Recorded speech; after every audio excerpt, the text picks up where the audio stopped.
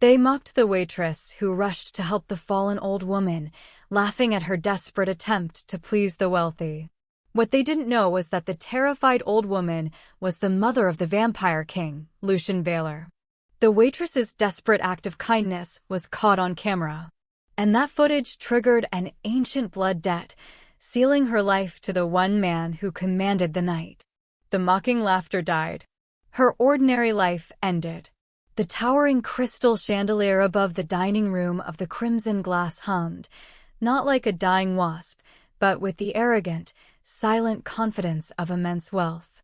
It bathed the elite clientele in a blinding, excessive light that highlighted the diamonds and silk, but cast the service staff into deep, convenient shadow. Melissa John, 24, navigated the polished, obsidian-black floor, balancing a silver tray of champagne flutes with the practiced, mechanical grace of someone who had done this for far too long. Her crisp white chef's shirt and black apron were immaculate, but the fatigue was in her eyes, dark circles mapping out the 16-hour shift she was pulling to cover her father's medical costs. She desperately needed to secure her first full-time contract, the one that meant she could start saving for her bakery. In the center of the room, far from the entrance, sat the only discordant note in the opulent symphony, Evelyn. The elderly woman, dressed in a stunning, brilliant red gown that seemed too vibrant for her pale, distressed face, clutched the arm of her velvet chair. She was trying to stand, but her movement was jerky, uneven, and laced with visible fear. As Evelyn finally attempted to put weight on her leg, she lost her footing. There was a gasp, then the heavy thud as the expensive silk of her gown hit the marble floor.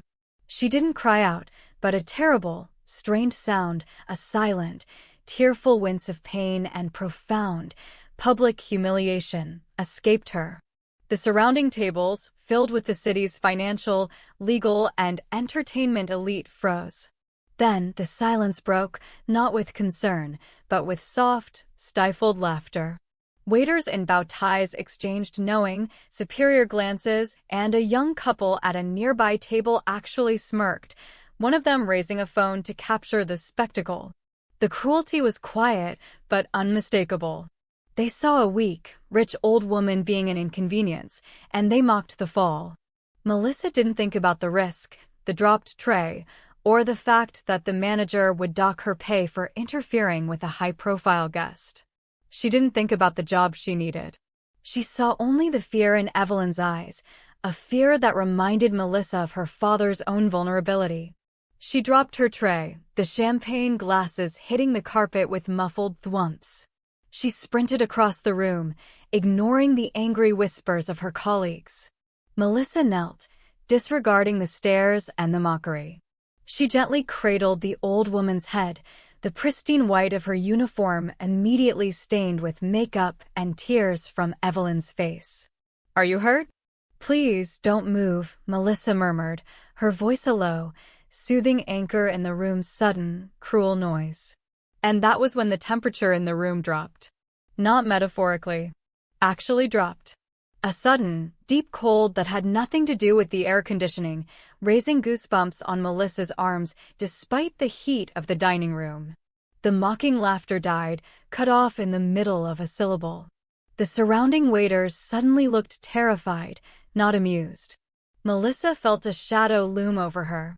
She looked up and saw him. Standing where he had been seated in the darkest, most secluded corner booth, a booth she somehow hadn't noticed until this precise, terrifying moment, was a man of impossible paleness and exquisite, black clothing, his presence radiating pure, ancient authority. King Lucian Vaylor slowly rose, his movements economical and lethal. His eyes, the color of twilight, were fixed solely on Melissa, who was kneeling over his mother. The world outside the circle of the fallen woman and the kneeling waitress ceased to exist. Welcome back, my beautiful family and friends. If you're hooked in and you're ready to enjoy this story, click subscribe and let me know in the comments where you're watching from, because tomorrow I'll be dropping another story just as interesting as this one, and trust me, you won't want to miss it. Let's continue. The terrifying silence that fell over the crimson glass was thicker than the velvet curtains and colder than the Arctic chill that had inexplicably dropped over the dining room. Melissa knelt on the marble, her arms still protectively looped around the frail, shaking shoulders of Evelyn. The old woman was whispering desperate, breathless apologies into Melissa's chest, apologies that made no sense. Melissa looked up at the man now standing over them, King Lucian Vaylor. He was taller than she had realized, a silhouette of impossible elegance and lethal power. In the brief, agonizing moment their eyes met, Melissa saw not a patron, but something ancient, something that commanded the shadows and the night. His skin was unnaturally smooth and pale, his features carved with a severity that stole all warmth. He wore a perfectly tailored black suit that didn't look like clothing, but like a second skin woven from night itself. Lucian didn't look at his mother. His gaze was fixed entirely on Melissa's stained white uniform and her terrified, exhausted face. He saw her, the waitress, a piece of the service staff, and in his eyes, she saw her own absolute insignificance.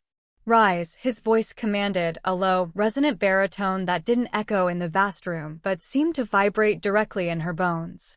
Melissa instinctively stood, steadying Evelyn first. The old woman immediately clung to her, a terrified, human lifeline. Lucian didn't acknowledge Evelyn's tears or her distress. With a subtle, almost imperceptible flick of his hand, a figure emerged from the deep shadow near the entrance, a tall, pale man in a discreet gray suit, moving with predatory stillness.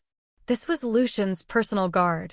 "Take her," Lucian instructed, the word clipped and carrying no emotional weight. The guard moved to Evelyn, gently but firmly prying her away from Melissa. Evelyn cried out, clinging to Melissa's hand. "No, please. Don't let them take me. You were kind. Don't let them."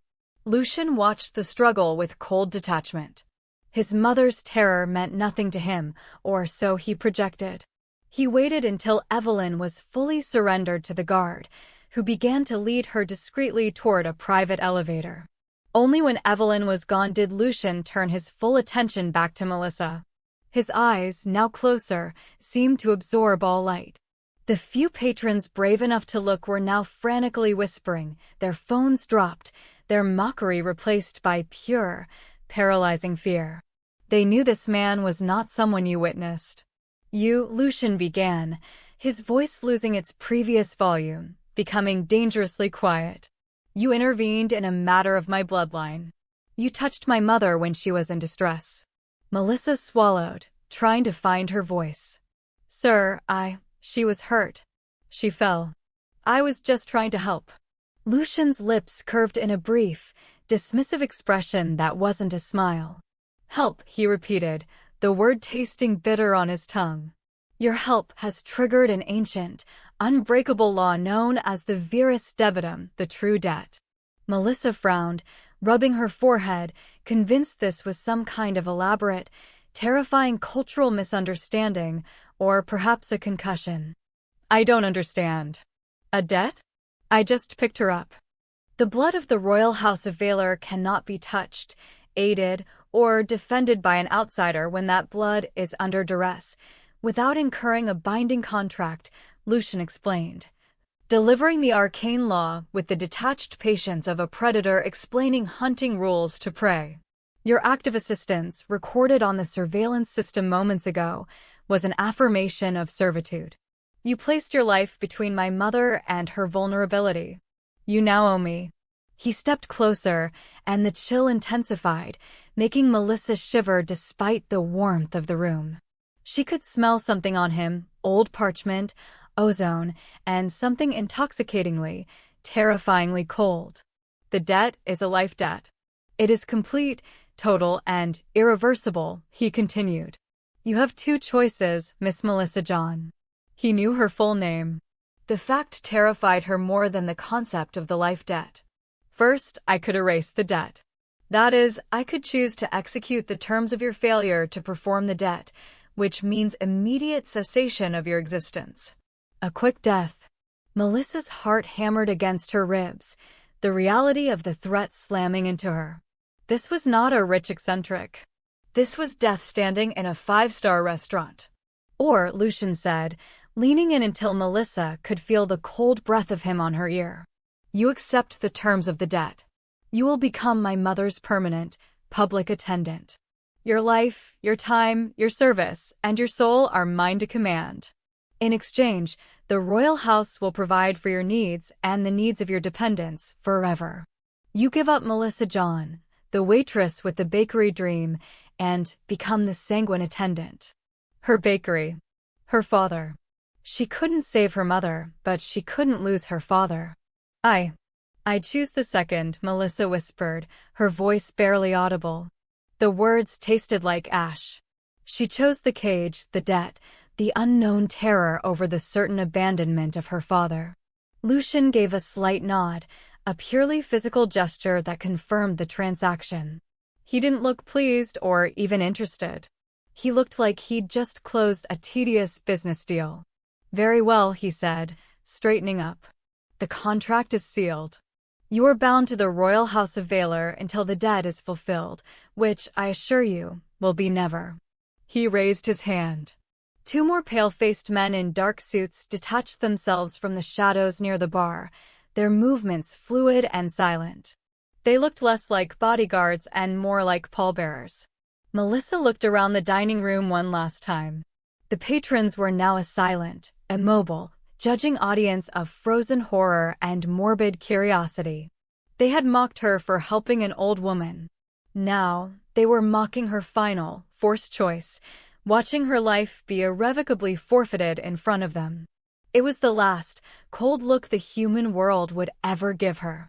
The pale men flanked her. As they led Melissa away, she saw a flicker of movement. Lucian Valor was already walking toward the private elevator, his back to her, as if she were already irrelevant, already a part of the household furniture. The heavy, gilded door of the private elevator closed behind her, cutting off the opulent light of the restaurant and plunging Melissa into the cold, silent world of King Lucian Valor. The ascent was swift and silent. The air in the private elevator of the building that housed the Crimson Glass was sterilized and cold, smelling faintly of ozone and expensive leather.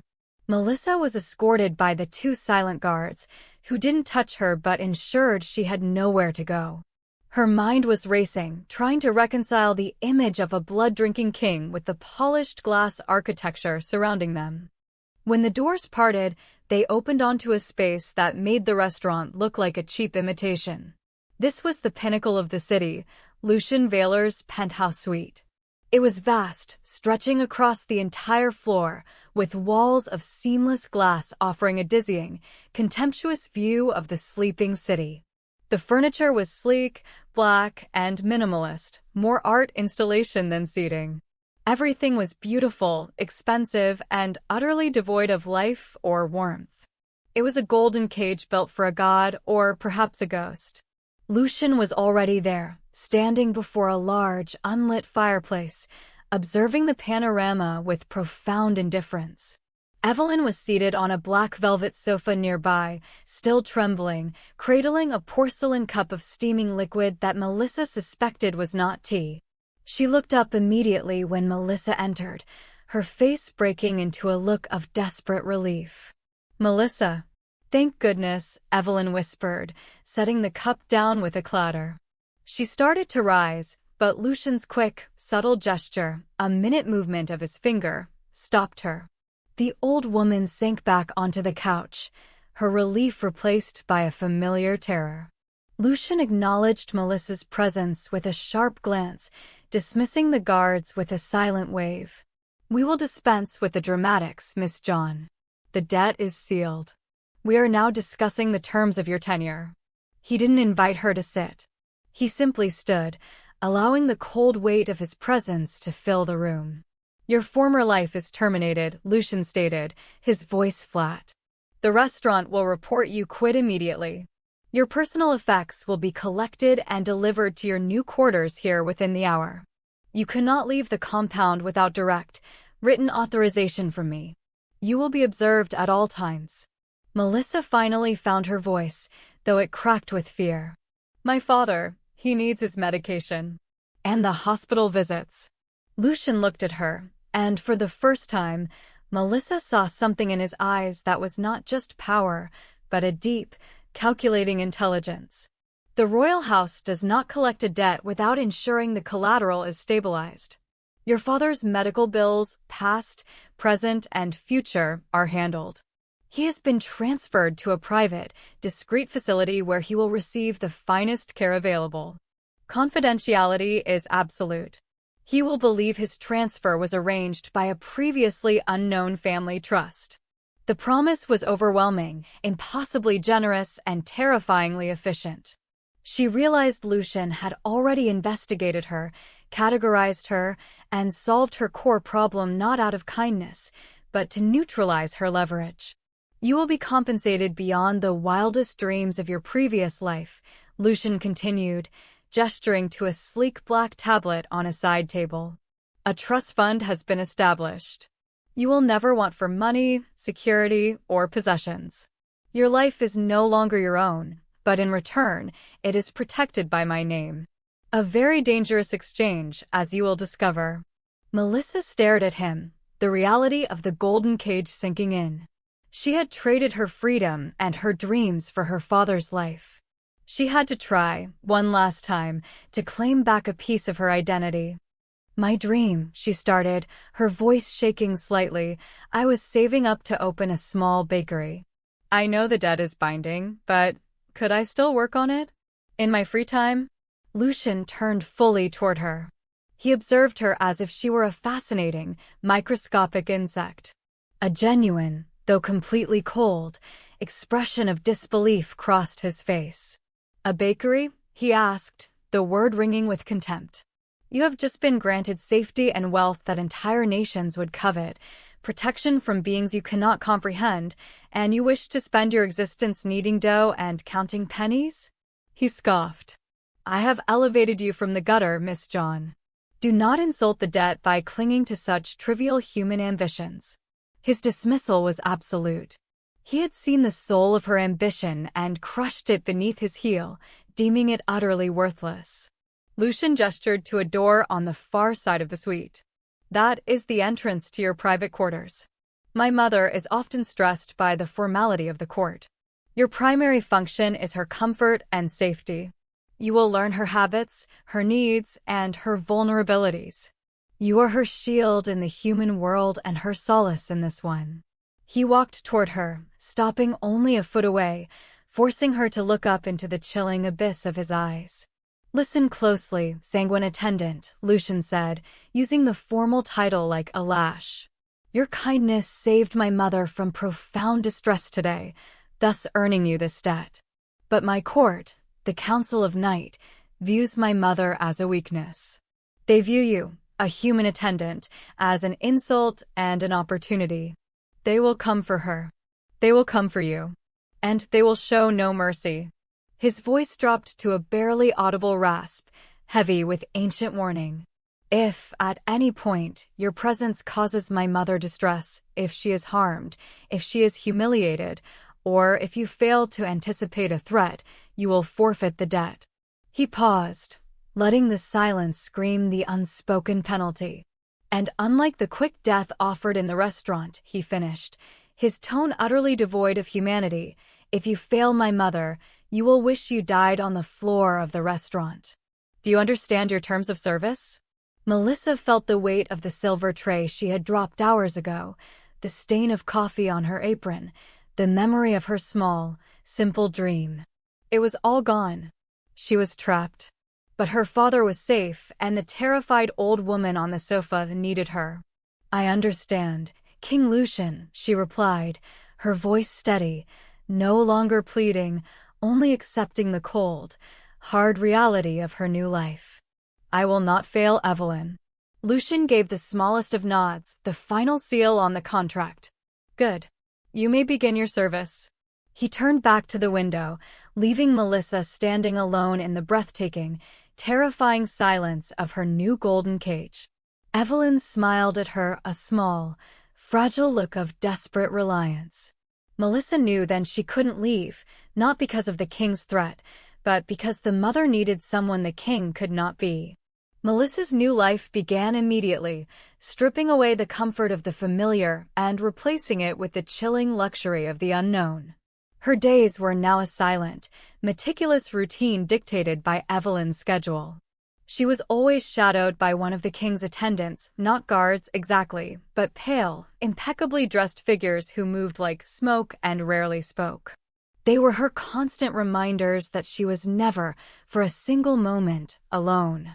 The golden cage was expansive, yet claustrophobic. She had access to sprawling lounges, personal spas, and a wardrobe of clothes more expensive than her father's annual medical bills, but she couldn't step outside the compound walls without Lucian's direct consent. Her initial awe quickly curdled into a cold resentment. She was a sanguine attendant, not a person. The one anchor in this suffocating opulence was Evelyn. The old woman was fragile, her movements hesitant, and her demeanor a constant state of low-grade fear. Melissa recognized the look of someone living under perpetual scrutiny. Evelyn relied on Melissa instantly, drawing comfort from her easy human warmth and the simple, uncomplicated act of service. Melissa would gently brush Evelyn's hair, help her dress, and simply sit with her, listening to her hushed, disjointed memories that often circled back to Lucian's father, a man Lucian was said to closely resemble. It was through Evelyn's quiet paranoia that Melissa began to understand the true nature of Lucian's vulnerability. "They hate me, Melissa," Evelyn whispered one afternoon, her gaze fixed on a shadow in the corner of the room. "The Council of Night. They tolerate Lucian because of his power, but they despise his lineage. They hate me because I am human." Melissa learned the dark history in hushed tones. Lucian's father, a powerful vampire lord, had committed the ultimate transgression by turning his back on the old ways and choosing a human wife, Evelyn.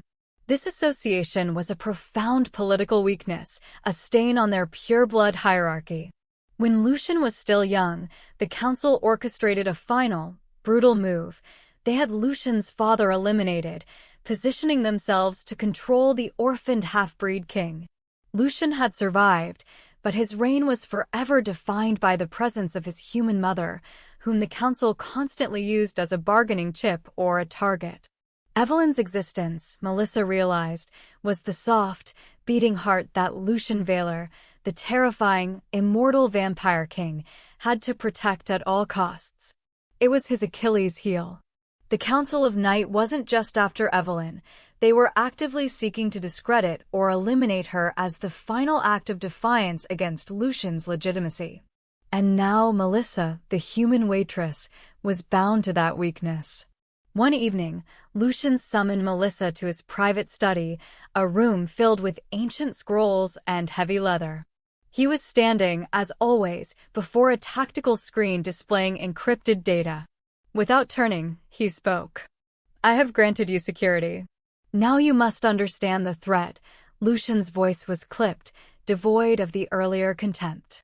"The court is already mobilizing against you. They believe you are a peasant I selected out of sentimentality, a temporary, disposable fixture. They will attempt to prove you inadequate." He gestured to a secondary door in the study. "The true cost of your life debt is full transparency. You must know what you are fighting." The door led to a small, hidden room, the surveillance center. It was a compact, technologically advanced fortress, bathed in the cool blue glow of monitors. Every inch of the penthouse, every access point, and even the exterior of the building was displayed on a grid of screens. Melissa saw the tiny, heat-sensitive outlines of the pale attendants gliding through the halls. And she saw herself, helping Evelyn choose a gown for dinner, captured from 3 different angles. "You are watched, yes," Lucian confirmed, stepping into the room with her. "But you must understand, we are watching, too. Every conversation, every interaction, every package delivered to this compound is analyzed." He pointed to a specific screen displaying a complex flowchart with dozens of red lines converging on Evelyn's name. The Council of Night operates through proxies and subtle sabotage.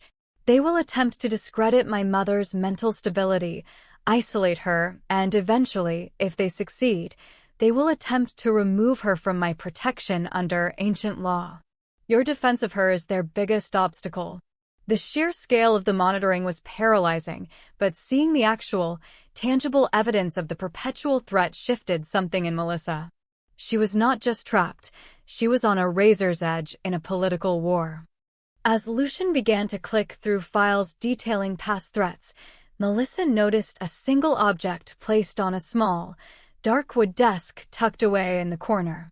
It was a framed photograph, unlike anything else in the sterile, modern suite.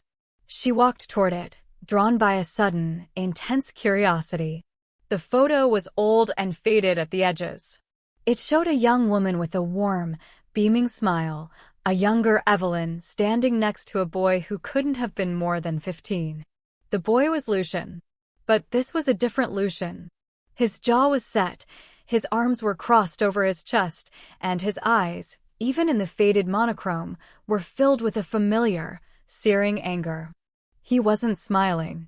He was glaring fiercely at the camera, leaning slightly away from his mother as if protecting her from the lens itself. The look was raw, human, and fiercely protective. It was the look of a frightened boy trying to be a man, trying to stand between the world and the one person he loved. Melissa stared at the image, realizing this was the first time she had seen the king, the terrifying, cold, and inhuman being, as a victim, as a son. The ruthless man who had just crushed her bakery dream was forged in a crucible of fear and loss, forever trying to protect the laughing woman beside him. His father took that picture just before the council found him, Evelyn whispered from the doorway, having followed Melissa silently. Her voice broke. He was always angry after that. He had to be. Lucian, who had been focused on the monitoring screens, turned slowly and saw Melissa holding the photograph. His expression, usually a mask of control, flickered a brief, profound exposure of something that looked like sorrow and immense, crushing responsibility. He reached out, taking the photograph from her hand gently. "You understand now, attendant," Lucian said, his voice flat but carrying a strange weight. "Evelyn is not just my mother. She is my failure. And your kindness, your humanity, has accidentally positioned you to be her only salvation. The vulnerability is hers, but the danger is yours." He set the photograph down, the moment of vulnerability gone, replaced by the king's impenetrable facade. Melissa had seen the boy, the weakness, the debt, and the profound, lethal stakes of her service. She was no longer just a waitress who got caught. She was now intrinsically linked to the vampire king's single, human truth. The discovery of Lucian's past, that single, shared photograph, didn't breed familiarity, but it did deepen Melissa's dread. She understood the weight of the king's protection was only as strong as his fear of loss. She was not a person to him. She was a necessary shield for the boy in the picture. Her new routine settled into a tense, silent watch, yet the promised threat of the council had, thus far, remained only theoretical. That quiet ended on a brittle Tuesday morning. Melissa was helping Evelyn organize her correspondence, mostly formal, ancient-looking documents, when a pale attendant slid a sealed silver envelope onto the table. It was addressed to Melissa, a formal summons to a mandatory court dinner that evening, signed by the head of the Council of Night herself. The silver was cold enough to sting Melissa's fingertips. Lucian appeared moments later, studying the envelope. "The court is done observing. This is their first move. They are forcing a public engagement to test your resilience and demonstrate their control over Evelyn's environment." He gave her a chilling instruction. Do not speak unless spoken to. Answer their inquiries with precise, minimal deference. Do not, under any circumstances, show weakness or fear. Melissa spent the afternoon in preparation. She was dressed in a gown provided by Lucian's staff, a sleek black silk that felt like fluid shadow, a stark contrast to her old white uniforms. The outfit was less an adornment and more a political statement. She belongs to the king. The court dinner was held in the Great Hall, a cavernous space where shadows played across ceilings too high to truly see. The air was thick with ancient power and cold, judging gazes.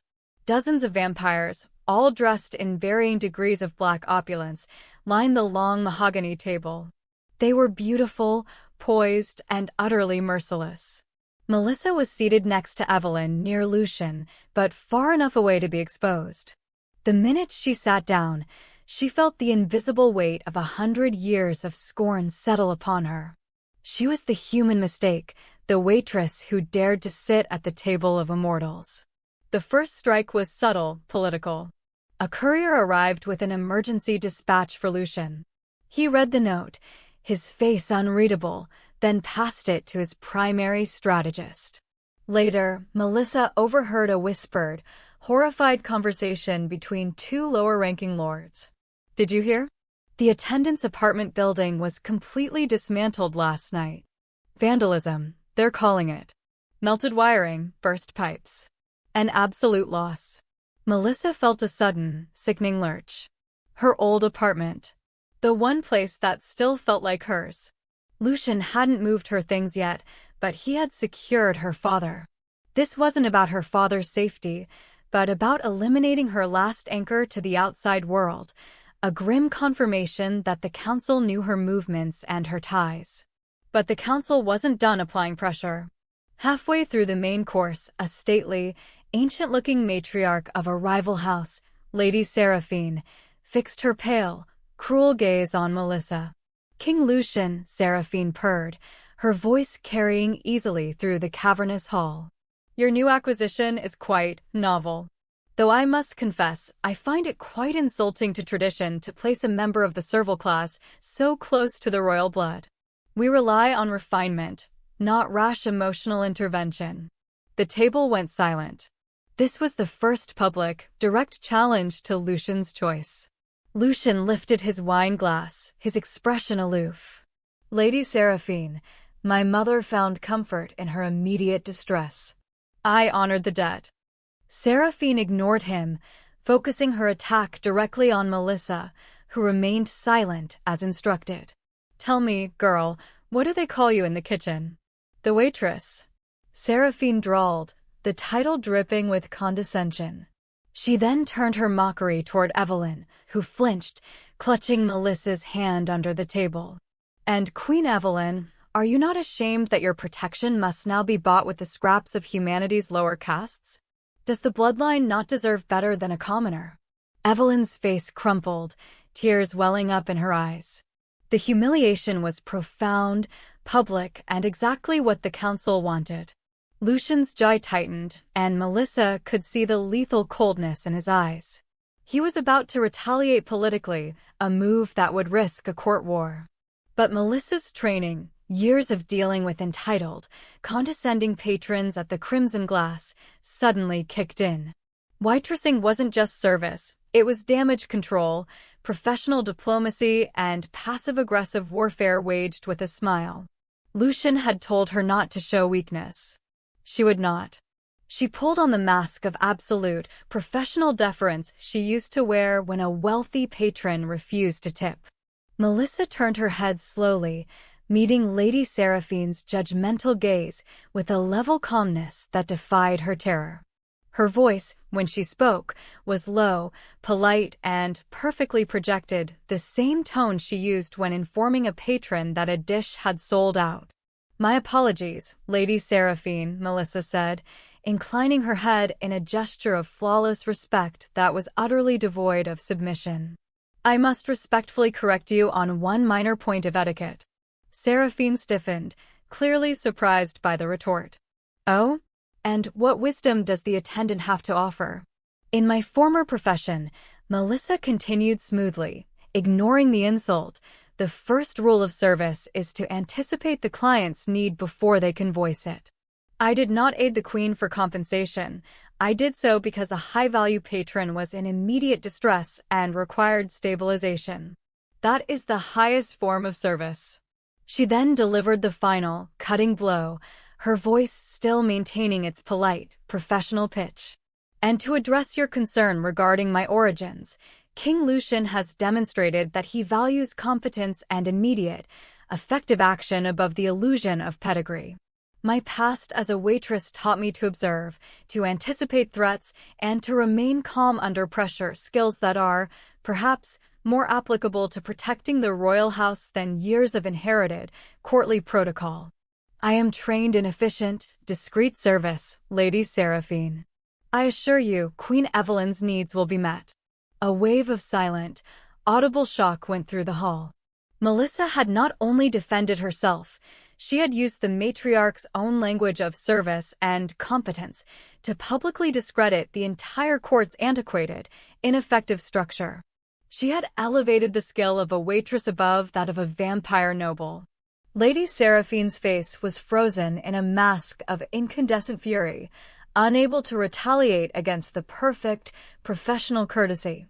Lucian, who had been watching the entire exchange, raised his wine glass in a silent, slow salute to Melissa.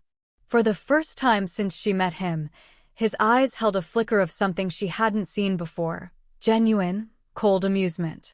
He had expected her to break. Instead, Melissa had used her humble origin as a weapon, transforming her professional humiliation into a devastating political retort. The matriarch was silenced. The council had sent their first message, but Melissa John had sent a clearer, sharper reply. She was not a disposable pawn, she was a competent shield, and she knew how to fight with words as precisely as any court viper. The rest of the evening passed in silence. The court was no longer mocking her, they were assessing her. The danger had become real, and Melissa had taken her first, terrifying step onto the political stage. The court dinner had marked a chilling transition. Melissa was no longer simply a captive, she was an active irritant to the council, a target with political value. Lucian, despite the subtle approval he'd shown, kept her at a distance, treating her as a highly effective, yet ultimately replaceable, mechanism of defense. The true threat, however, lay not in public humiliation, but in the silence of the private chambers. The rhythm of the days returned to a tense normalcy. Evelyn, buoyed by Melissa's defense at the dinner, grew slightly more confident, yet the pervasive fear of the council remained, manifesting in small superstitions and rituals. Her favorite ritual was the afternoon tea, which she insisted on having in the sunlit, yet sterile, solarium overlooking the city. Melissa prepared the tea herself, a measure she had instituted after learning about the council's history of subtle psychological warfare. She was meticulous, cleaning the silver service and ensuring every step of the preparation was witnessed only by her. She viewed the task through the lens of her old profession: absolute hygiene, strict control of inventory, and zero tolerance for contamination. On Wednesday afternoon, the sun was streaming through the glass walls, illuminating the fine dust motes dancing in the air. Melissa set the polished silver tray before Evelyn, who was humming softly as she unfolded a linen napkin. Evelyn reached for the pot, but Melissa stopped her. "Wait, Queen Evelyn," Melissa said, her tone light, but her attention focused entirely on the scent rising from the porcelain spout. The aroma of Evelyn's favorite Earl Grey was usually sharp with bergamot and comforting. Today, there was an additional note, something beneath the citrus, something strangely bitter and earthy. It was faint, almost imperceptible against the potent tea leaves. Melissa leaned closer, sniffing discreetly. The bitterness intensified, sharp and wrong. It wasn't the smell of spoiled milk or old sugar, it was manufactured, a chemical sharpness masked by fragrance. Suddenly, a memory flashed, vivid and unwelcome. 2 years ago, a disgruntled customer at the Crimson Glass had tried to stage a food poisoning incident, hoping for a quick settlement. The cheap packet of powdered pesticide they had used had a similar, underlying bitter note. The manager had nearly missed it, but Melissa, having sorted through thousands of complaints and smells, had caught the artificiality of the odor. The management had called it luck. Melissa called it paying attention. This was different, infinitely more refined, likely a rare, slow-acting, or untraceable compound designed to gradually weaken a victim, something that would make Evelyn appear naturally frail and unstable, paving the way for the council to seize custody. But the principle was the same: contamination designed to be overlooked. "I apologize, Queen Evelyn," Melissa said, injecting a slight, theatrical note of perfectionism into her voice, "but the water temperature seems to have been slightly off. The tea is oversteeped. It will taste bitter. Allow me to prepare a fresh pot." Evelyn, thankfully, was too preoccupied with a magazine to argue, only offering a vague wave of dismissal. "Oh, dear Melissa, you worry too much about perfection. But if you insist." Melissa picked up the entire tray, careful not to spill a drop. She carried it, not to the main kitchen, but to the discreet staff washroom in her own quarters. Once the door was locked, she poured the contents of the entire pot into the basin, watching the dark liquid swirl down the drain. The faint, bitter aroma grew stronger as it cooled, confirming her fear. She meticulously scrubbed the pot, reboiled the water, and prepared a fresh, clean batch of tea, ensuring the familiar bergamot scent was all that remained. She re-entered the solarium, placing the new tray down with a calm smile. "Perfect, attendant," Evelyn complimented, lifting the new pot. As Melissa stood back, assuming her silent observation post, she became aware of a presence behind her. The air in the solarium, usually light and airy, had dropped in temperature, becoming cold and heavy, exactly as it had in the restaurant. King Lucian Vaylor was standing in the doorway, framed against the hallway's rich darkness. He had not been there a moment ago. He had been watching. He walked into the room, his long strides silent on the polished floor, his gaze passing over his oblivious mother and fixing entirely on Melissa. Evelyn, catching sight of her son, immediately stiffened. "Lucian, dear, you startled me," Evelyn said nervously. "Mother," Lucian replied, the greeting perfunctory. His eyes never left Melissa. Evelyn, sensing the tension, excused herself quickly to take a phone call in her private chamber, leaving Melissa and Lucian alone in the silence of the bright, airy room. Lucian stopped a few feet from Melissa. He didn't ask about the tea or the first tray. He only asked one penetrating question, his voice low and gravelly, carrying the full weight of his authority. "How did you know?" The question wasn't if she had done anything, but how she had been successful. He knew the council had moved. He knew the contamination had been subtle, undetectable by common human senses, likely a vampire-engineered compound designed to be dismissed. Melissa felt the intense pressure of his stare, realizing this was more than a question. It was a test of her skill, her worthiness. She couldn't tell him about the disgruntled customer. That would sound trivial. She drew upon the essence of her work, the constant need for vigilance. "King Lucian," Melissa replied, meeting his gaze evenly, keeping her voice calm and factual. "I am used to noticing things other people overlook. In my previous work, small errors, misplaced ingredients, or wrong odors meant a loss of income or a health code violation. Here, they mean death." She concluded simply, her words an understated explanation of her value. The scent of the tea was perfect. The scent beneath the tea was not. It was synthetic, artificial. It didn't belong. Lucian stared at her for a long, silent moment. She didn't flinch, didn't break eye contact, simply holding the truth of her observation. She saw the calculation in his eyes, the rapid processing of her statement against his knowledge of the world. Then, a subtle contraction around the corners of his mouth, the closest Lucian ever came to smiling. He gave a low, resonant murmur that seemed to fill the solarium with cold, amused sound. Clever. He didn't offer praise, or thanks, or reassurance. He only gave that single, chilling word of confirmation. Clever. It was the highest form of respect he could grant. It meant she had not only survived a direct attack from the Council of Night, but she had done so by employing a skill he could not possess. Lucian turned, his cloak of dark authority settling back around him. He walked toward the doorway, pausing only to deliver his final, grim assessment. They are no longer interested in humiliation, attendant. They are interested in elimination. And your skill has just confirmed their suspicion. You are a genuine threat to their plan. Expect the next test to be less subtle. He disappeared into the shadow of the hallway, leaving Melissa alone with the quiet sun, the smell of clean Earl Grey, and the profound, terrifying realization that her training as a waitress had just saved the life of the Vampire King's mother. The poisoning attempt had confirmed Melissa's new, dangerous status.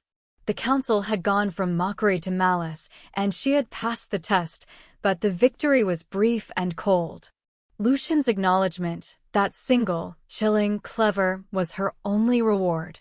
2 days later, the air in the penthouse crackled with a different kind of tension. It wasn't the political pressure of the council, it was the focused, internal stress radiating from King Lucian himself. He summoned Melissa not to the surveillance room, but to his private office, where the ancient scrolls lay scattered across the polished mahogany table. He didn't offer her a greeting.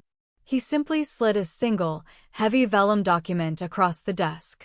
It was written in a flowing, indecipherable script that smelled faintly of iron and ozone, bearing the seal of the Council of Night. "They have escalated the matter," Lucian stated, his voice flat, his gaze burning into the parchment. "The poisoning failed, confirming that you are more than a lucky human. They have invoked the Lex Antiqua, ancient law. They are demanding a formal challenge to your status." Melissa picked up the scroll. The silver thread woven into the vellum felt cold against her skin. "A challenge? What kind of challenge?" "The trial of the Red Veil," Lucian replied, the name heavy with history and threat. "It is a rite of fealty, ancient and irreversible. It is the court's method of verifying the sincerity and endurance of a non-blood member bound to the royal house." He stood, walking to the window that overlooked the glittering abyss of the city. "They cannot harm you directly while the debt is active, but they can force you to destroy yourself. This trial is their ultimate political weapon against me. If you fail to pass their test of loyalty, or if you refuse to participate, they gain the leverage to seize custody of my mother, claiming her protection requires someone of undivided fealty." The weight of Evelyn's fate and the knowledge that this entire, terrifying power structure rested on her humble shoulders was crushing. "What is the trial?" Melissa asked, her voice barely a whisper.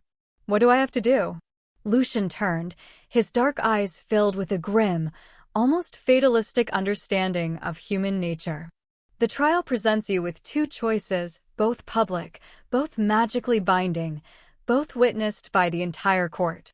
He began to outline the terms, each word striking Melissa like a cold stone. "Choice 1. You publicly renounce the Virus Devitum. You walk away.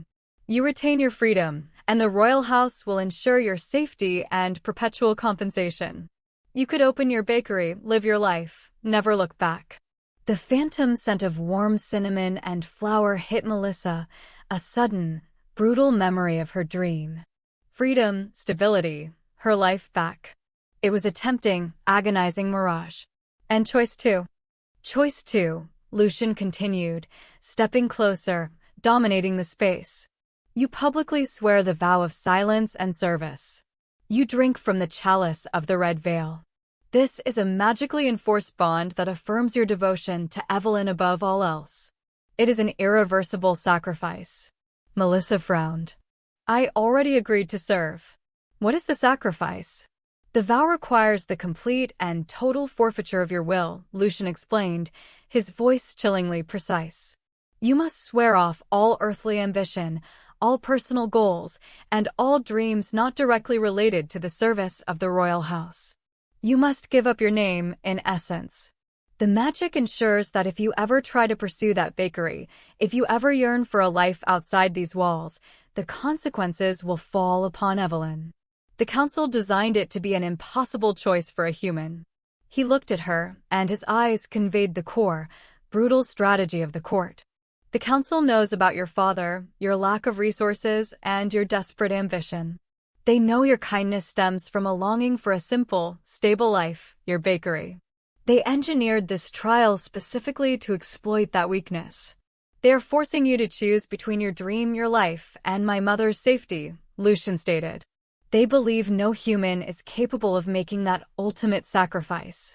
If you choose the vow, you are bound, heart and soul, to Evelyn. You are no longer Melissa John. If you choose freedom, the legal loophole opens, and they seize my mother within the hour. The air felt too thin. The court wasn't testing her competence or her strength. They were testing her humanity, her deep, self-sacrificial flaw. They knew exactly what she wanted, and they were dangling it in front of her, demanding she crush it herself. When is the trial? Melissa asked, the question coming out choked. Tomorrow night at midnight, Lucian replied. You have 24 hours to make your choice, attendant.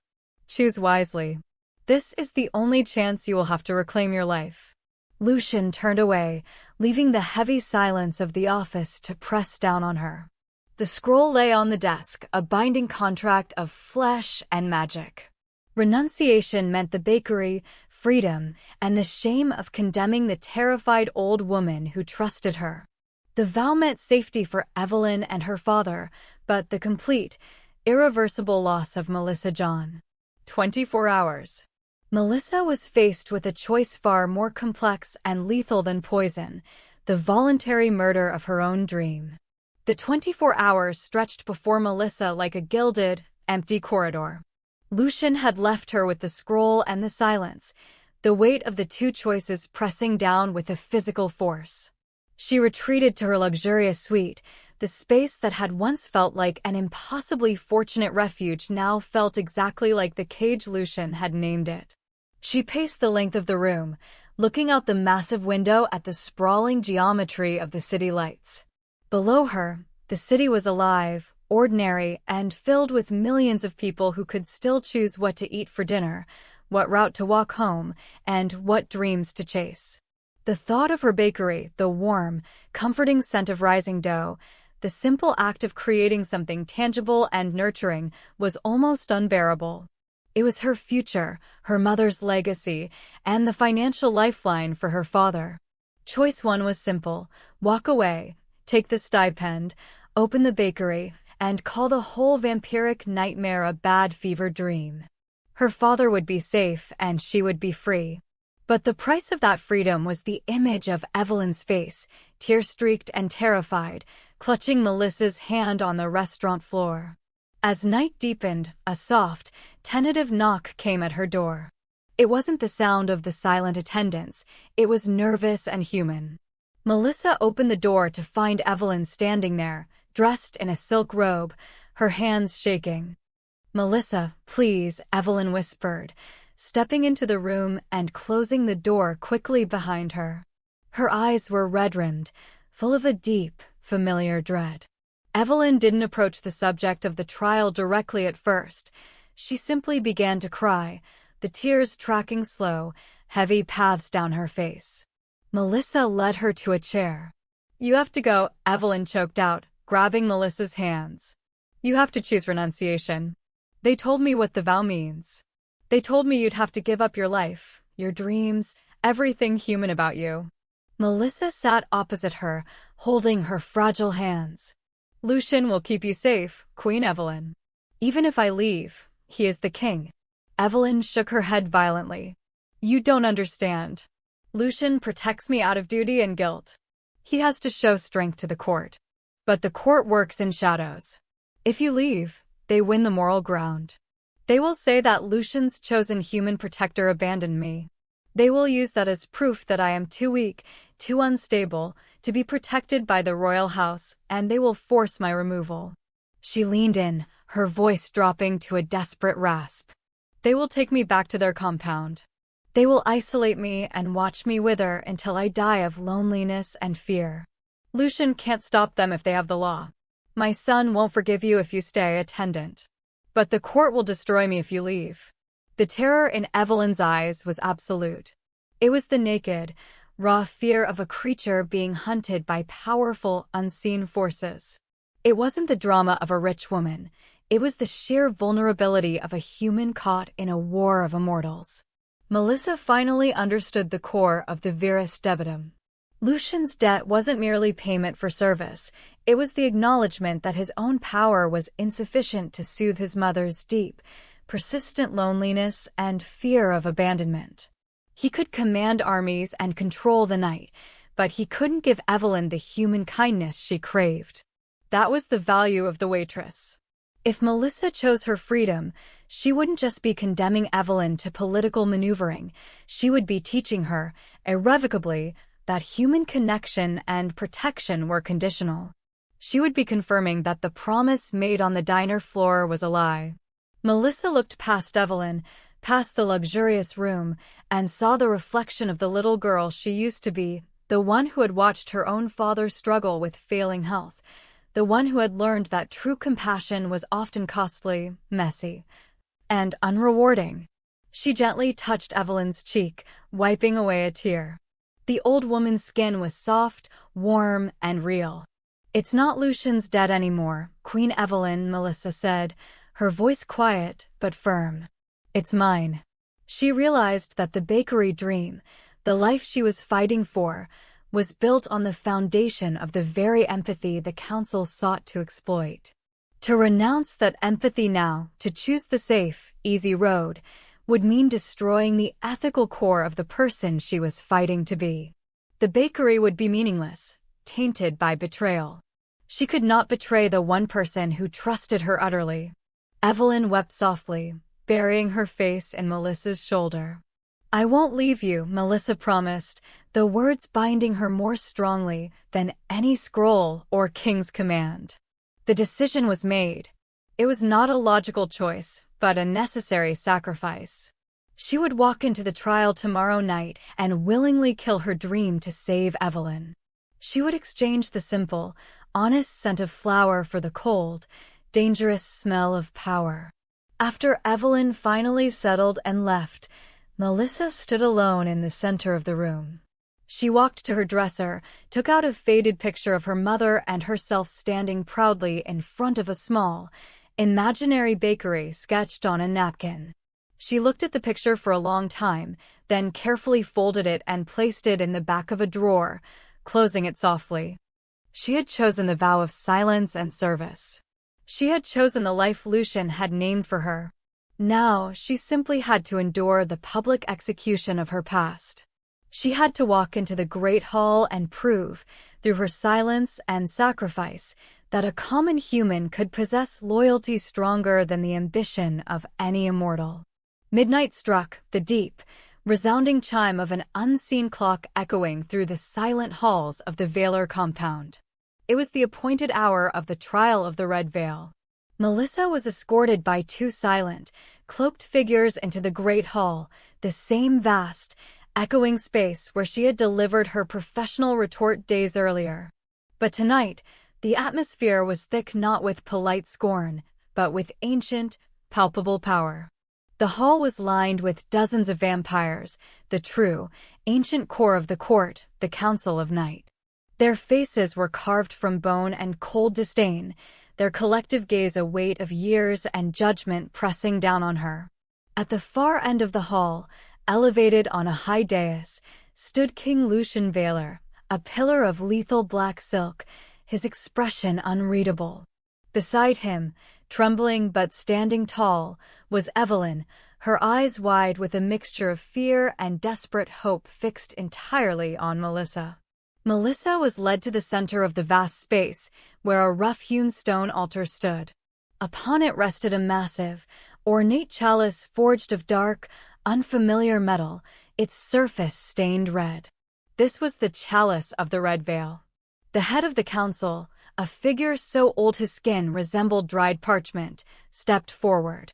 He did not speak with his voice, but with a cold, intrusive pressure in Melissa's mind.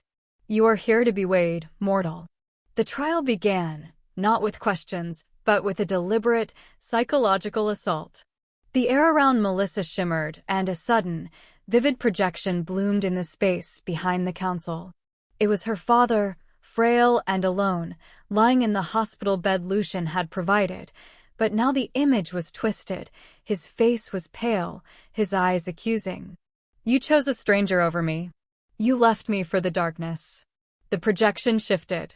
She saw her imaginary bakery. The windows were boarded up, cobwebs filled the corners, the scent of cinnamon replaced by dust.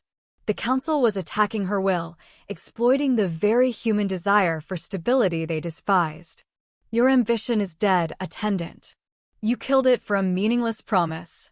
The projection dissolved, replaced momentarily by a flash of Lucian's face, not the king, but the angry, protective boy from the photograph, now twisted into a sneer of pure, cold contempt. Your sacrifice is irrelevant to me. You are a tool. And tools rust. Melissa gasped, clutching her hands together. The pain of seeing her dream destroyed was almost physical, but she focused on the only thing that mattered, Evelyn's desperate eyes on the dais. Evelyn needed her to stand. The head of the council raised his hand, ending the assault. The oppressive pressure eased slightly, allowing Melissa to breathe. You have seen the cost, attendant, the ancient voice echoed in her mind. The law is generous. You are now presented with the choices of the trial.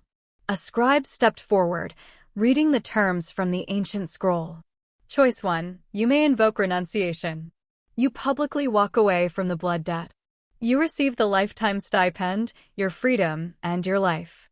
The contract is broken, and the royal house acknowledges your weakness. The thought of freedom was a sharp, dizzying temptation. Walk away. Save yourself. Save your father the guilt of your sacrifice. Choice 2. You may accept the vow of silence and service.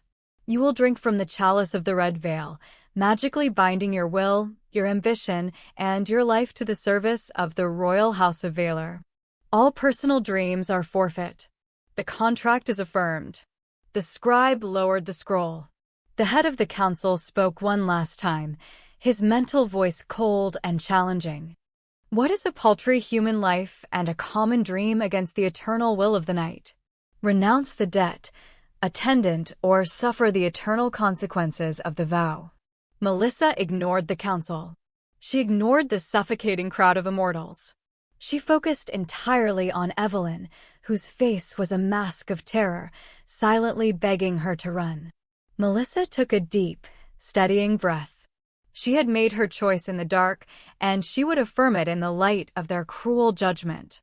She stepped forward and placed her hand on the cold, dark metal of the chalice. She looked up at the dais, not at Lucian, but directly at the head of the council. I reject renunciation, Melissa stated, her voice quiet but firm, carrying a conviction stronger than the magic in the room. She lifted the chalice. It was heavier than she expected, and the dark red liquid inside smelled thick and metallic. She held it high for a moment, letting the council watch her final, voluntary surrender. I accept the vow of silence and service. She looked at Evelyn, whose eyes were wide with a heartbreaking mixture of relief and sorrow. And then Melissa drank. The liquid was thick, tasting strongly of iron and ancient salt, leaving a burning sensation in her throat.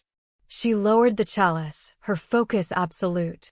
The head of the council asked one final, ceremonial question, the cruelest of all. Why would you forfeit your life for a purpose you do not understand?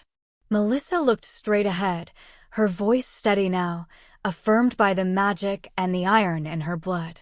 She repeated the truth she had claimed days ago on the diner floor, the only principle she still possessed. I am here because she needs someone.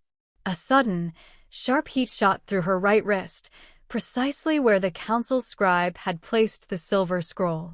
The vow was bound. The stillness was broken by the sound of heavy metal. King Lucian Valor descended the dais. He walked to Melissa, taking a ceremonial sword from one of his guards, an antique weapon of immense size. Lucian stopped before Melissa, looking at the human who had successfully survived the court's cruelest test. He lifted the sword and placed the flat of the blade on her right shoulder. You have proved your fealty through sacrifice, Lucian pronounced, his voice ringing with formal, binding power. By the law of the Virus Debitum and the oath of the Red Veil, you are hereby named sanguine attendant of the royal house of Valor. Your status is irrevocable. He moved the sword to her left shoulder. Let it be known to all, her life is mine to command, and her safety is mine to protect. The weight of the sword lifted. The pressure in the room eased. The ordeal was over. Melissa looked down at her wrist. Beneath the clean white cuff of her gown, a faint, crescent-shaped scar was already forming, the mark of the magic, the physical confirmation that her dream was dead and her service was eternal. She was no longer Melissa John. She was the attendant. The great hall remained utterly silent after Lucian's pronouncement. The immense, ancient weight of the vow settled over the vampire court, an irreversible fact etched in blood and magic. Lucian, still holding the ceremonial sword, sheathed it and offered Melissa his arm. His touch was cold and formal, but it was an undeniable, public claim of ownership and protection. He escorted her from the dais. As they moved, the assembled members of the Council of Night parted, their expressions shifting from open contempt to grudging, calculating respect. They had failed to break the human. They had only succeeded in binding her irrevocably to the royal house. As they reached the antechamber, Evelyn, who had been waiting with desperate impatience, rushed toward them. She ignored Lucian completely, throwing her arms around Melissa in a tight, shaking embrace. You stayed. Oh, Melissa, my dear girl, you stayed. Evelyn wept into her shoulder, her gratitude and relief a profound human balm against the icy formality of the court. You gave up your life for me. Before Melissa could respond, the head of the Council of Night, the aged figure who had orchestrated the trial, intercepted them at the doorway. He stopped directly in front of Melissa, his pale eyes glittering with cold malice. Do not mistake this for victory, attendant, the voice hissed in Melissa's mind. You have forfeited your dream, but you have not won your safety. The king is bound by his word and the magic of the vow. The blood debt is now irreversible, yes. But your position has changed. He leaned in, his breath a puff of dust. You are no longer a disposable pawn. You are a political threat, the first human to challenge and survive the Council's authority. We could not break you with your past. We will now destroy you with your future. Act 2 begins now. He stepped back, a shadow dissolving into the deep tapestry of the hallway. The warning was clear, the immediate danger was past, but the permanent war had just been declared. Lucian dismissed his guard, leaving only himself, Evelyn, and Melissa. He led them through a series of highly secured corridors and stopped before a discreet, obsidian-inlaid door Melissa had never seen before. He produced a single, heavy silver key, placing it directly into Melissa's hand. The cold metal was a jarring contrast to the faint, residual heat of the scar on her wrist. Your former quarters were for a temporary fixture, Lucian stated, his tone devoid of triumph or emotion. This apartment is yours. It is located within my personal sanctuary, the highest security zone in the compound. It is secured against all known methods of intrusion, mortal and immortal. He opened the door to reveal a luxurious, expansive apartment, less sterile than the rest of the compound, with deep, warm colors and a vast library. It was the epitome of a golden cage, comfortable, beautiful, and utterly inescapable. Evelyn, exhausted but safe, embraced Melissa one last time before retreating to her own chambers. Lucian then closed the door, leaving himself alone with Melissa in her new prison. He walked over to a small, enclosed bar and poured himself a dark liquid. He spoke without turning. The vow required you to sacrifice your earthly ambition. The magic ensures that you can never pursue the bakery. He paused, then turned to face her, his expression the closest he would ever come to revealing his complicated soul. I honor all debts. While the trial was underway, I privately transferred your father from the secure facility to the finest, most discreet hospital in the kingdom. He is now under the direct care of my personal medical staff, shielded by layers of legal and magical protection no court or council can penetrate. His health is now my personal concern, not a condition of your debt." Melissa stared at him, unable to speak. Lucian hadn't just fulfilled the debt, he had surpassed it, cutting the last thread of anxiety that bound her to the outside world. "You gave up your life, Melissa John," Lucian stated, using her full name for the first time since the trial began. "I gave up a secret, the fact that my mother's peace is the only leverage that has ever worked against me. We are now bound not just by magic, but by mutual sacrifice." Melissa raised her left hand, pushing back the cuff of her gown to look at the crescent scar on her wrist, the permanent brand of the vow. She was no longer Melissa John, the waitress with the dream of cinnamon and stability. She was the sanguine attendant, a political weapon forged in the heat of a single, selfless act. She had sacrificed her dream for a life she didn't want, but in doing so, she had gained the irrevocable, absolute protection of the most powerful being in the city. Her kindness, the weakness the council sought to exploit, had become her integrity, her only shield against the night. She walked to the massive window, looking out over the city that was no longer her home. She was safe from immediate harm, yes, but the long, dark, and lethal politics of the vampire court had only just begun. She had survived Act 1. Act 2 is waiting. She would figure out how to survive that, too. She had to. She had a promise to keep. Evelyn needed someone. And Melissa had decided that someone was her.